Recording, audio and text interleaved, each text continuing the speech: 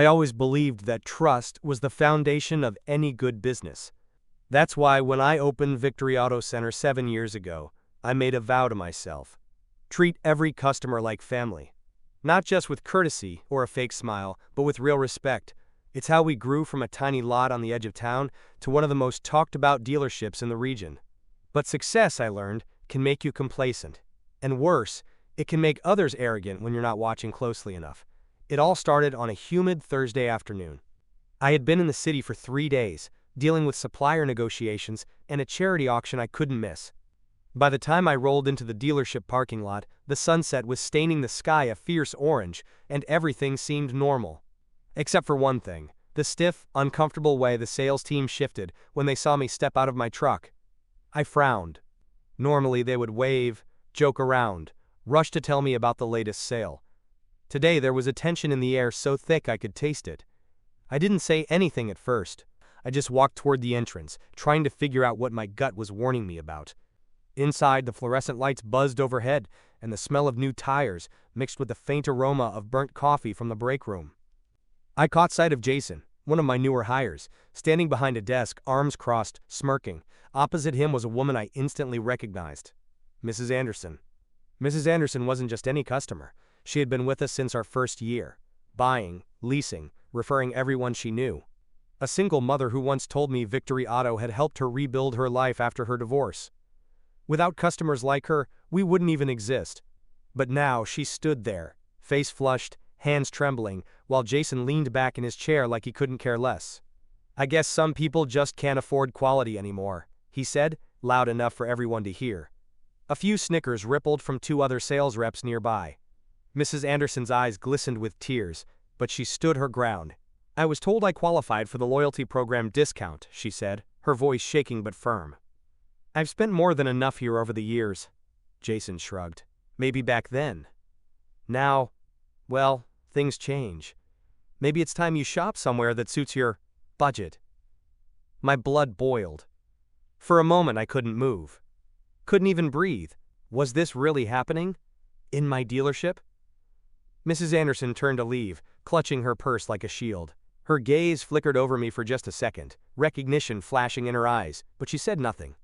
Maybe she thought I was just another person who wouldn't do anything. Jason was still laughing when I stepped forward.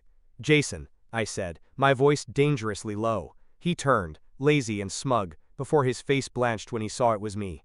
Mr. Hawthorne, I didn't realize you were—" "Save it," I cut him off. "Office, now." The room fell silent. No one moved. No one dared breathe. Mrs. Anderson was almost at the door when I called out gently, "Mrs. Anderson, please stay. I'll be with you in a moment." She hesitated, then nodded, wiping her eyes discreetly. Jason slumped into the office chair, trying to summon some kind of defense. But I wasn't interested in excuses. "You're fired," I said simply. He gaped at me, stunned. But you don't even know." "I know enough," I said. "You humiliated a loyal customer. You disrespected someone who kept this place running when we were barely making ends meet." Jason's mouth worked soundlessly. For a moment, I almost thought he would apologize. Instead, he sneered. "You're making a big mistake. You think she's some kind of saint? You have no idea who you're protecting." That caught me off guard. A flicker of unease stirred inside me. "What do you mean?" I asked sharply. Jason leaned forward, lowering his voice into a hiss. "She's not who you think she is. Look into it, boss. Look real close." He stood up, tossed his name tag onto the desk, and walked out without another word. The door clicked shut behind him. And suddenly I realized this wasn't over. Not even close. I returned to the lobby with my heart pounding. Mrs. Anderson was seated stiffly on one of the leather chairs, staring down at her hands. The few employees loitering around quickly scattered when they saw me coming. "Mrs. Anderson," I said, softening my tone, "I am so sorry for what just happened. That is not who we are, and it never will be." She looked up at me, her expression weary but composed.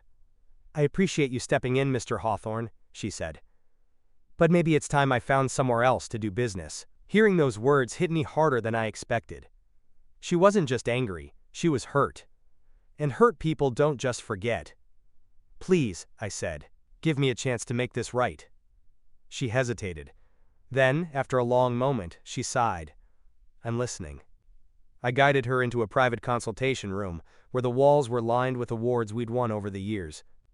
All of them meaningless now if we couldn't stand by the very people who had helped us earn them. I want you to pick any vehicle on the lot, I said. I'll personally ensure you get the loyalty pricing you deserve. And more. Her brows knit together. That's generous, she said slowly. But it's not about the money, Mr. Hawthorne. I nodded. I know. It's about the principle, and about trust. We sat in silence for a moment. It should have been a clean, simple resolution. But Jason's words gnawed at the back of my mind like termites. Look into it, boss. Look real close. Against my better judgment, I asked. Mrs. Anderson, may I ask you something? She looked wary but nodded. Has anyone here treated you differently before today? She smiled faintly, but it didn't reach her eyes. There have been comments, whispers. I thought I was imagining it. My stomach twisted. How long had this been happening under my nose? She stood up, smoothing her skirt. You don't have to worry about me, Mr. Hawthorne, she said gently. I can take care of myself. But you might want to worry about your dealership. Those words haunted me long after she left that evening with a new car, her loyalty pricing intact and then some. Because she wasn't threatening me, she was warning me. And I had no idea what was about to hit. That night I barely slept. I kept replaying everything in my head. Jason's smirk, Mrs. Anderson's sad eyes, the poisonous atmosphere in the showroom. Something was wrong. At dawn, I was back at the dealership. Before anyone else arrived, I went straight to the server room. Every interaction at Victory Auto was recorded for quality assurance. Calls, sales consultations, even security footage. I didn't know exactly what I was looking for, but I knew I had to find it. For hours, I scoured audio files, video logs, employee chat messages. At first, it was just the normal background noise of a busy business. Then I found it. A recorded conversation from 2 weeks ago. Jason's voice, cocky and cruel. She's back again. I bet she's looking for another handout. Another voice, one I recognized as Mark, my top salesman. She plays the loyal customer card like it's a badge of honor. She's just milking it. Jason. She's not even legit anymore. Word is, she's in deep with some shady stuff. Credit scores in the toilet. Laughter. My stomach dropped. They weren't just disrespectful. They were malicious. And they weren't acting alone. Mark had been with me since the early days. I trusted him like a brother. Now, I realized I had been blind. By mid-morning, the dealership was buzzing as usual. I watched from my office window, studying the staff. Mark laughing with a customer. 2 other reps whispering by the coffee machine. All smiles on the surface. But underneath, something rotten. I called an emergency meeting. Everyone filed into the conference room, grumbling about lost commissions and wasted time. Mark took a seat up front, lounging like he owned the place. Good. Let them get comfortable. I stood at the head of the table, arms folded. This morning, I began, voice calm but firm. I reviewed several employee records. Sales calls. Security footage. Murmurs buzzed around the room. Mark's smile faltered. I discovered patterns of disrespect, discrimination, and outright lies towards some of our most loyal customers. A ripple of unease swept through them. Some shifted guiltily. Others tried to act innocent. Effective immediately, I said. Jason is terminated. That decision stands. Some relieved nods. No surprise there.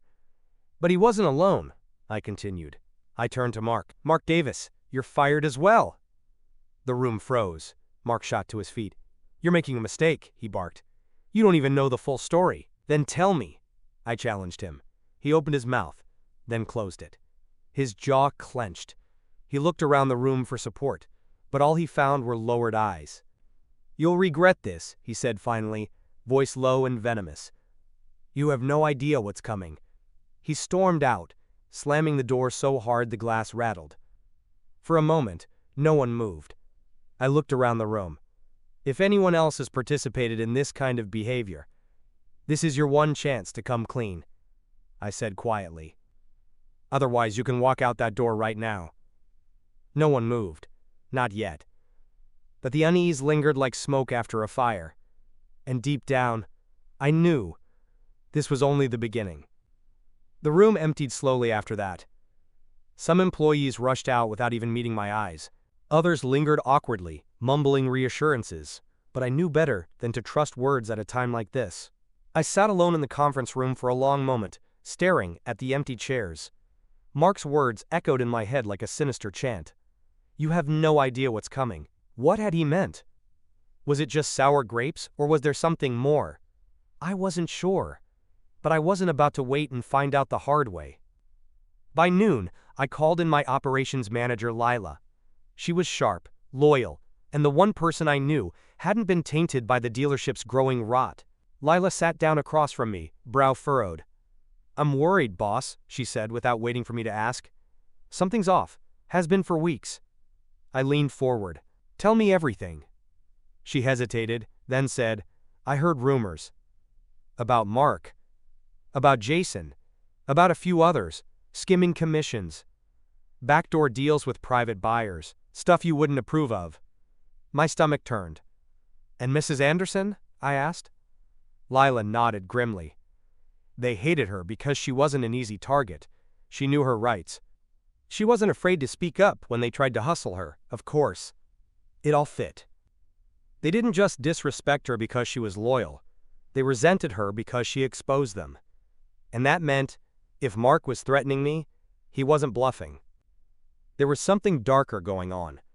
That evening I stayed late, long after the last employee left and the parking lot was swallowed by shadows.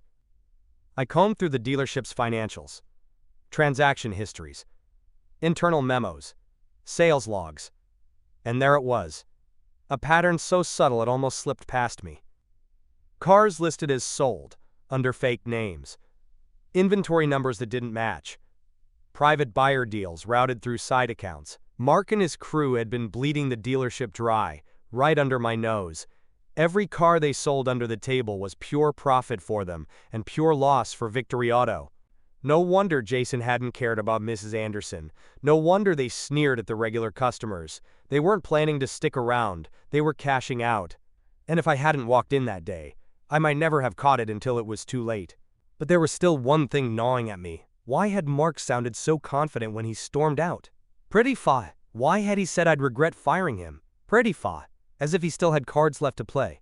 At midnight, I locked up the dealership and drove home, nerves raw and brain buzzing. I parked in my driveway, sat there, gripping the steering wheel for a long time. That's when my phone buzzed. Unknown number. Against my better judgment, I answered. A raspy voice, distorted through some kind of filter, spoke on the other end. You're not as smart as you think, Mr. Hawthorne. I froze. You think you cleaned house? The voice continued. You barely scratched the surface. I opened my mouth to demand answers, but the line went dead. For a long time I just sat there, staring into the dark. Whoever it was, they were right.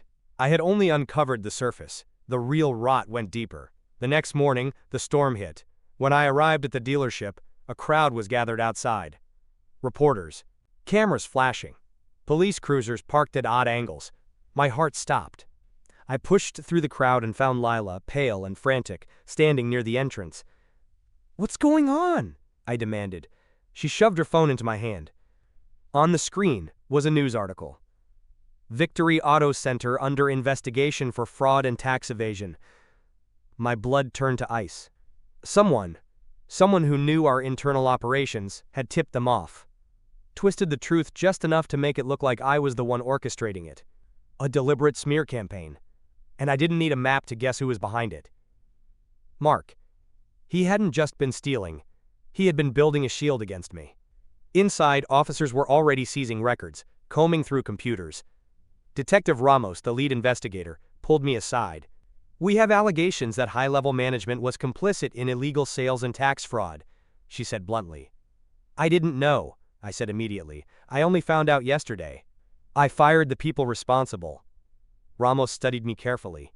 Maybe so, but proving that is going to be an uphill battle. She handed me a document. A subpoena. I was officially under investigation. The dealership I had poured my heart and soul into, the legacy I had fought to build from the ground up, was crumbling beneath my feet. And worst of all, I didn't know who else might still be working against me from the inside. I stood alone in my office that night, watching the blinking lights of the empty showroom. All the cars gleaming under the spotlights, all the dreams we had sold here. All the trust we had built. I clenched my fists until my knuckles went white. If Mark thought he could destroy me so easily, he had another thing coming. I wasn't about to roll over and let him win. I was going to fight. I was going to uncover every last rotten thread he'd spun. And when I found him, I was going to burn it all down before he could. I didn't sleep that night. Every time I closed my eyes, I saw the flashing lights of the police cruisers, the cameras, the headlines. Every failure, every moment of trust, misplaced, replayed over and over, until I thought I'd lose my mind. By morning I made a decision. If Mark thought he could frame me, bankrupt me, ruin everything I built, he was going to learn who he was messing with. I needed help. The kind of help that could dig into places I couldn't reach. That afternoon, I met with an old friend, Daniel Lee, a private investigator who owed me a favor from years back when he was just starting out. We sat in a small diner on the edge of town, the smell of burnt coffee and greasy bacon clinging to the air. I laid everything out for him. The disrespect, the skimming, the secret deals, the smear campaign. When I finished, Daniel leaned back, whistling low under his breath. "You're in deep," he said. "But if Mark's smart enough to pull this, he didn't do it alone." My gut twisted. I was afraid of that.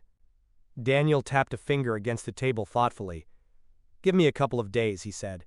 "I'll find out who's really pulling the strings." I nodded, feeling the faintest flicker of hope. Maybe, just maybe, I could still salvage this.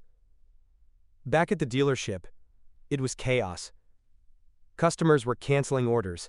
Our vendors were hesitant to ship inventory. Staff morale was non-existent. Everywhere I turned, I saw doubt, distrust, fear, even some of the people I thought I could count on. Their eyes slid away when I looked at them, as if I was contaminated, as if I was guilty before proven innocent. But I kept my head down. I knew the truth, and I was determined to bring it into the light, even if it cost me everything. 2 days later, Daniel called me. "I found something," he said grimly. We met again, this time at my house, where no prying eyes could overhear us. He spread a file across my kitchen table. Documents, emails, financial transactions. At first, it just looked like a tangled mess. But then he pointed out a name, Lila. I recoiled as if I'd been struck. "No," I said immediately. "Not her. She's been loyal. She's the one who warned me." Daniel shook his head. "She played you," he said quietly. "She played you perfectly." He laid out the timeline. Lila had been working with Mark for months, feeding him inside information, covering up the fraudulent transactions, preparing contingency plans to pin everything on me when the time came. The warnings she gave me about Jason and Mark? Strategic. Designed to make herself look clean. She wasn't saving me, she was setting me up to fall harder. For a long time I just stood there, staring at the file.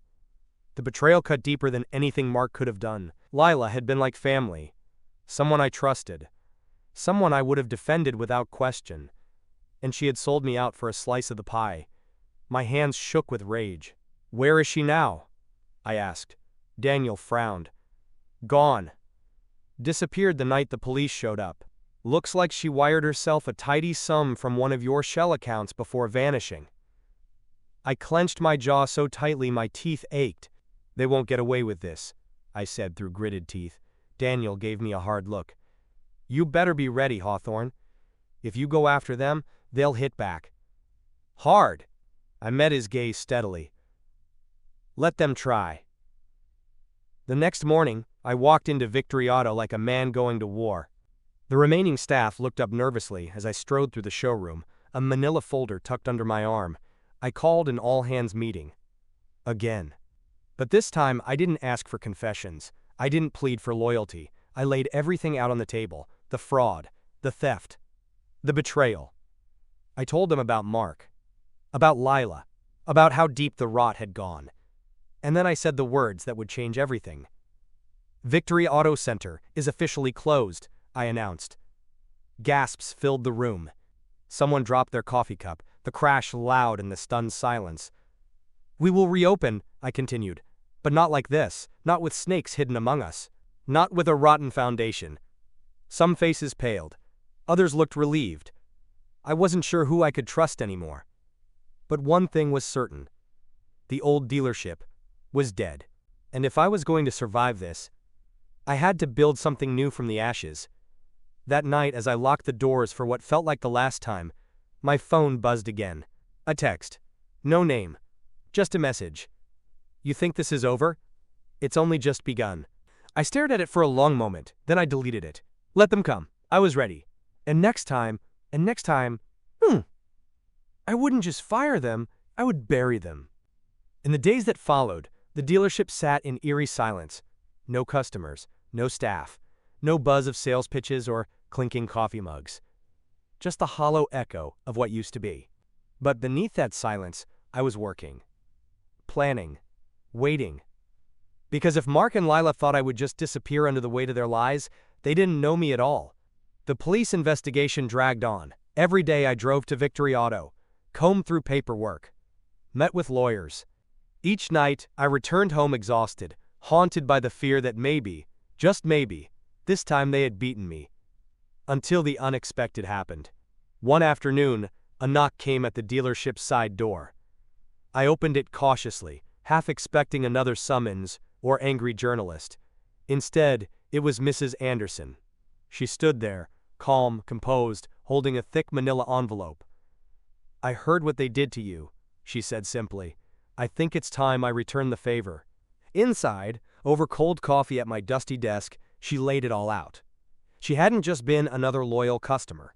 Mrs. Anderson had been a quiet investor in several businesses around town, and, unbeknownst to me, she had once been an auditor for the IRS before retiring early. I smelled something wrong long before you did, she admitted, sliding the envelope toward me. I started collecting evidence, watching, waiting. Inside the folder were documents, emails, hidden camera photos. Proof that Mark and Lila had been laundering money through Victory Auto using third-party dummy accounts. Dates, bank numbers, even wire transfer receipts. Enough to not just clear my name, but to obliterate theirs. I stared at her, stunned. Why? I asked hoarsely. Why help me now? She smiled faintly. Because you treated me with dignity when no one else did. Because loyalty should mean something. And because watching bullies win is something I refuse to do. Armed with the new evidence, I called Daniel. He whistled low when he saw the folder. You're sitting on a nuclear bomb, he said. They won't just go down, they'll disintegrate. We moved fast, filed the documents with the authorities, presented the evidence to the district attorney. And just like that, the tide turned. 2 weeks later, arrest warrants were issued.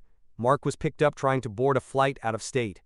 Lila was found hiding in a motel 2 counties over, her bank accounts frozen, and her getaway money useless. The news exploded across town. Every station. Every newspaper. Victory Auto vindicated. Former employees charged in fraud scandal. The dealership's name was cleared. But it came at a cost. We had lost customers. Reputation. Time. And for a while I wondered if I even had the strength to rebuild it. Until one evening, standing alone in the empty showroom, Mrs. Anderson came by again. She looked around at the barren floors, the dusty desks.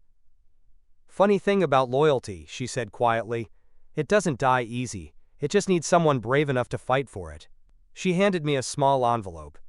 Inside was a check, a massive investment, more than I could ever have asked for. Start again, she said simply. Do it right this time. And so I did. Victory Auto was reborn. New staff, new policies, new mission. We didn't just sell cars anymore. We sold trust. We built a community. We became a place where people knew their voices mattered, where loyalty wasn't just a word painted on a banner, but something living and breathing inside every handshake and every deal. And as for Mark and Lila? Fuckly. They spent the next several years behind bars, paying for every betrayal. Justice wasn't just served, it was delivered personally.